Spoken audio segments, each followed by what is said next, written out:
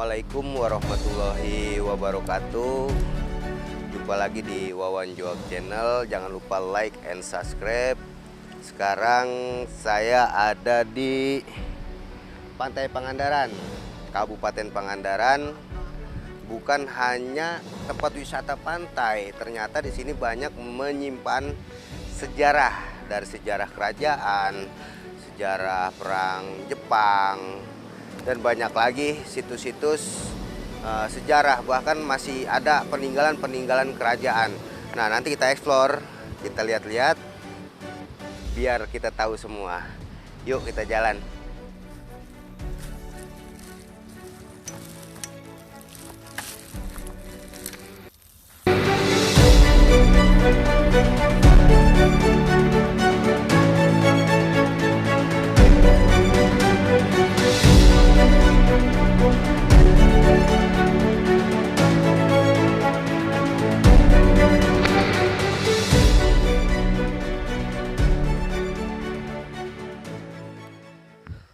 Pemirsa Wawan Joak Channel, nah, sekarang kita bersama Bang Abdul Rosid. Ya, perkenalkan, ini ahli sejarah yang ada di sini, pemandu ya, Bang ya, pemandu juga, atau jupel ya. atau jupel. Nah, ini sekarang kita ada di reruntuhan Kerajaan Pananjung. Bisa kita lihat di sini ada batu kalde, ada runtuhan tempat batu-batu tempat duduk para punggawa kerajaan. Nah, sekarang kita tanya-tanya kronologis berdirinya sampai runtuhnya Kerajaan Galuh Pananjung ini. Ya, Kang Abdul Rosid, gimana nih, bisa diceritain dari awal sampai runtuhnya? Baik. Dan siapa aja rajanya, terus menteri-menterinya, istri raja, kan ada semua ya? Ya. Nah, bisa dijelasin? Siap. Baik, Assalamualaikum warahmatullahi wabarakatuh. Perkenalkan, nama saya Abdul Rosid sebagai pemandu wisata Pangandaran atau Cagar Alam Pangandaran. Dan sekarang alhamdulillah saya menjadi jupel. Jupel itu julu pelestari tentang tinggalan sejarah. Karena di sini ada tinggalan-tinggalan sejarah yang tadi dibahas sedikit, yaitu tentang Pananjung ya, Kerajaan Pananjung. Ya, nah baik, Kerajaan Pananjung ini bahwa menurut sejarah yang saya dapat bahwa di sini dulu berdiri pada masa abad tahun 800 ya, abad 8 kalau bahasa arkeolog menyebutnya secara akademis, karena ini diteliti secara akademisnya, ada para ahli sejarahnya juga udah jelas. Kemudian dalam penelitian itu salah satu menjadi daya tarik adalah ini candi atau reruntuhan Kerajaan Pananjung itu jauh dari candi-candi umumnya atau kerajaan-kerajaan umumnya, karena ini dekat dengan pantai. Nah, dalam Kerajaan Galuh Pananjung ini pada masa itu ada seorang raja bernama Raden Anggalarang. Raden Anggalarang. Iya, Anggalarang ini adalah turunan dari Kerajaan Galuh Pakuan. Ayahandanya adalah Haur Kuning. Haur Kuning ini turunan dari Prabu Siliwangi. Nah, tapi saya kalau menyampaikan sejarah seperti itu terlalu panjang ya, nggak cukup satu hari, kita harus benar-benar santai. Nah, kalau ini kita Galuh Pananjung, insya Allah saya sampaikan ya secara garis besar, yang secara kenyataan ada yang kita lihat sekarang ini. Baik, Galuh Pananjung atau Raden Anggalarang ini pada masa itu adalah mempunyai istri ya, dengan sebutan Dewi Rengganis atau yang disebut Siti Samboja. Nah, beliau begitu harmonis, begitu dijadikan figur oleh masyarakat atau bawahan-bawahannya, dan bikinlah tempat-tempat yang sekarang kita lihat. Di sini ada yang sebutannya umpak-umpak, ada struktur, atau ada macam tiang. Nah, tetapi kedalaman 80 cm itu masih banyak tumpukan-tumpukan batu. Insya Allah ini 2023 akan ada rencana mau dipugar. Tapi pugar itu sementara untuk pemagaran dulu. Jadi istilah pembatasan, pagar-pagar sesuai dengan menurut sejarahnya. Baik, dan itu waktu masa Kerajaan Galuh Pananjung. Nah, Kerajaan Galuh Pananjung ini kalau sebutan sekarang adalah Pananjung.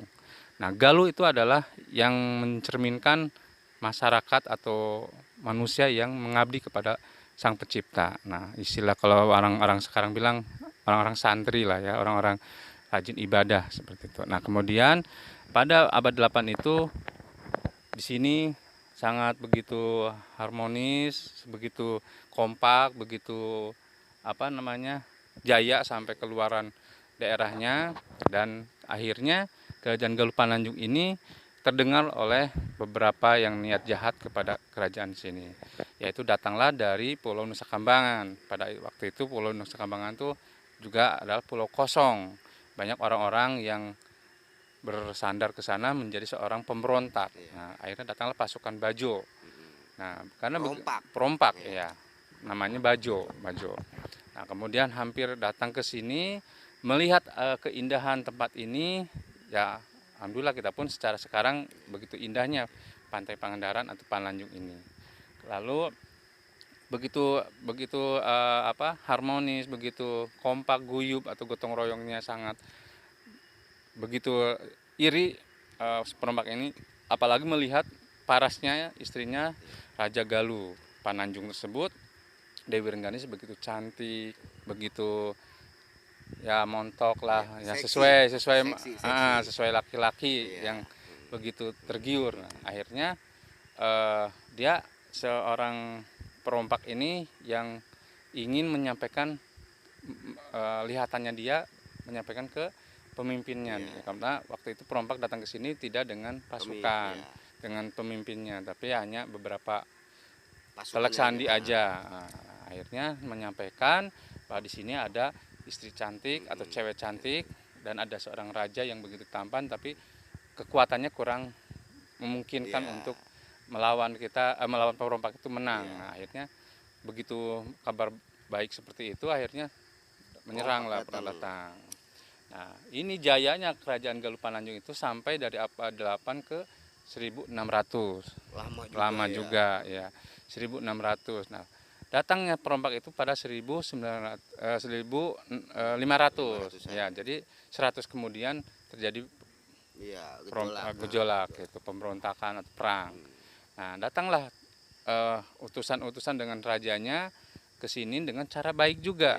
Dia pingin begitu kerjasama perekonomian, kerjasama dengan masyarakat sini untuk upeti lah gitu ya.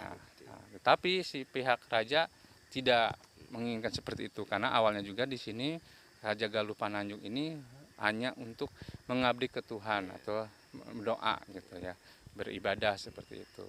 Jadi bercocok tanam ataupun ke laut itu adalah seorang raja yang bijaksana, mengajak ke arah kehidupan mereka siapa itu, dia harus bersyukur seperti itu. Nah, menurut sejarah seperti itu. Yang jelas bahwa secara realnya sekarang di sini ada menurut kearifan lokal dan menurut versi ahli akademis.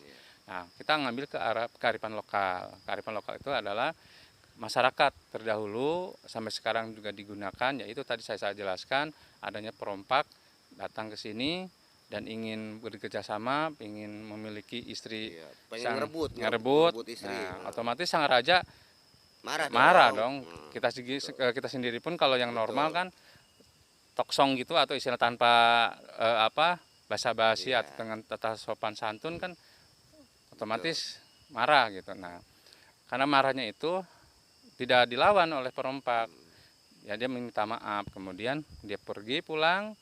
Nggak lama kemudian, mungkin ya ada beberapa bulan, datang dengan pasukan, dan pihak sini tidak merasa ada ancaman, makanya santai-santai saja datanglah perompak tersebut bawa pasukan, dan akhirnya kocar-kacir lah pihak Galuh Pananjung di sini atau kerajaan Pananjungnya. Akhirnya begitu bertanggung jawab sang raja akhirnya ke masyarakat dan ke istrinya Dewi Rengganis, kamu lari, jangan ikutin sang raja gitu. Ketika ada yang mau pejuang, silakan. Itu menurut sejarah dari kearifan lokal masyarakat sekitar sini. Akhirnya pada diseranglah pasukan tersebut, berlawanan, terus mulai pasukan Raja Galuh ini kelihatan kewalahan, mulai mau kalah, larilah sang raja dengan patihnya. Patihnya itu Raden Kidang Pananjung, atau bahasa kerennya Arya Kidang Pananjung. Nah, dengan patinya tersebut larilah ke sana ke arah barat, si istrinya diarahkan ke arah sebelah utara. Utara. Jadi untuk biar pasukan itu tidak mengejar Dewi Iya, Rengganisnya atau istrinya. Nah, akhirnya mengejar ke Raden Anggalarangnya ke sebelah barat dan yang Dewi Rengganis ke sebelah utara. Kemudian perang terjadi di, kalau di sini ada kota Parigi Iya, ya. Parigi. Nah, Parigi, nah disitulah terjadi peperangan.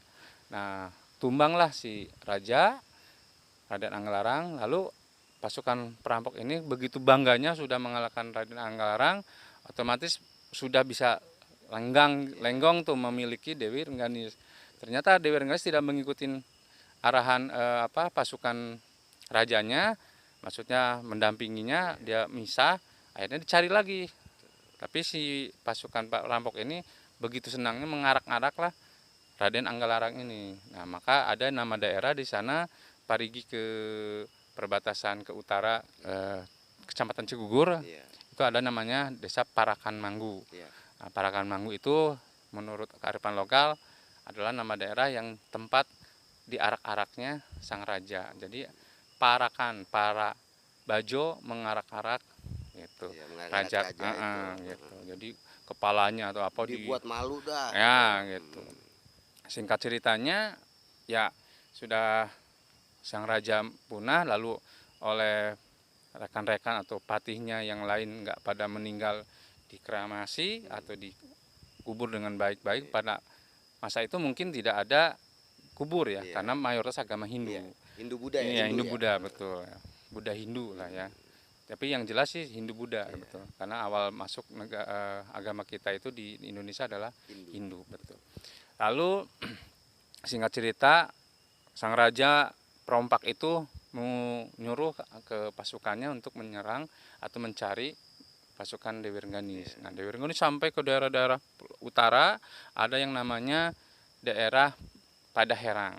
Nah, Padaherang itu kalau bahasa kearifan lokal disebutnya orang-orang yang pada cantik-cantik. Kalau Sunda mah herang itu gelis, terang. Ada air yang bening gitu kan, jernih gitu. Nah, herang. Tapi ini ke arah sosok manusia. Nah, kemudian karena tahu itu adalah putri begitu cantik, diamankanlah oleh warga sana, dipindahin lagi karena tahu ada perompak menyembah ke sana. Nah, lalu kemudian udah aman, lalu Dewi Rengganis pergi lagi nyampe ke daerah yang namanya Tunggilis. Nah, Tunggilis itu kearifan lokal di sana nyebutnya Nangtung Nugelis. Nah, karena begitu merananya Dewi Rengganis istri raja tersebut dan sambil menangis. Nah, jadi Nangtung Gelis menangis. Nah, jadi ceri kalau bahasa Sunda mana. Nah, akhirnya Tunggilis, Nangtung Nugelis intinya ke sana. Begitu merana sedih, dia udah seduh-seduh dan oleh para lengsernya atau dayangnya sudah tenang, di atas tidur malamnya dia dapat petunjuk untuk melaksanakan tapa atau semedi. Nah, dilaksanakannya tapa semedi ternyata nggak jauh tempatnya, yaitu tempat yang untuk mandinya Ibu Dewi Rengganis tersebut pada masa waktu masih kerajaan sini jaya, lagi langgeng, lagi harmonis. Nah, tempat pemandiannya di sana kalau bahasa kerajaan bilang Taman Sari. Taman Sari, dan lalu petunjuk itu dilakukan dalam impiannya suruh tapak di sana. Akhirnya tapak selama mungkin berbulan-bulan, bertahun-tahun, berminggu-minggu, kemungkinan seperti itu. Lalu dapat petunjuk suruh bikin komunitas atau kelompok pasukan yang kecil tapi dia bisa mematikan perompak Bajo tersebut, yaitu bikinlah kesenian. Nah, bentuk kesenian yang namanya ronggeng gunung. Nah, ronggeng itu adalah salah satu kesenian yang cukup alatnya simple, gong sama kendang. Ya, gong sama kendang. Kalau bahasa kita bilang di sini ketuk tilu. Nah, lalu di situ dia meragakan tarian-tarian, lalu dia sambil ada bela dirinya dan dapat kekuatan di luar logikanya, akhirnya alhamdulillah si para perompak ini mendengar ada acara pesta tarian-tarian dari entah dari mana, ternyata taunya itu adalah warga-warga yang awalnya mendukung ke Dewi Rengganis itu adalah sang putri, tapi menutupinya dan menyamar sebagai penari. Akhirnya disitulah para perompak pesta kasih mabok-mabok gitu dan suruh menari bersama-sama. Jadi pasukan itu diajak menari semua, sampai rajanya pun diajak menari, raja perompaknya, pemimpinnya. Disitulah ada kesempatan, sudah luka daratan, dihabisin, dibantai. Akhirnya kalahlah perompak tersebut. Nah di situ udah merdeka, udah nyaman, udah aman, bentuklah kembali kerajaan lagi, namanya Galuh Penanduran. Nah Galuh Penanduran supaya kehidupannya bercocok tanam lagi ini, kehidupannya untuk sandang pangannya maju lagi. Nah habis itu tumbuh lagi ada yang namanya Galuh Pangauban. Nah, Galuh Pangauban itu adalah yang mengartikan tempat berteduh, tempat bersandaran. Jadi orang yang galau, orang yang lagi kalut datang ke sini tuh dapat inspirasi ketenangan. Nah, jadi ngaub gitu. Bahasa Jawanya ada. Nah, robah sekarang menjadi Pangandaran. Nah, Pangandaran itu bermula adanya tentang kolonial Belanda. Kolonial Belanda menjajah negara kita kan 350. Lalu disitulah datang para tenaga-tenaga paksa yang sebutan Romusa, menjadilah di sini daerah-daerahnya menjadi banyak orang baru. Kebanyakan Jawa, ya, Kebumen, ya, terus dari Cilacap, pokoknya dari Pulau Jawa sebelah tengah gitu ya.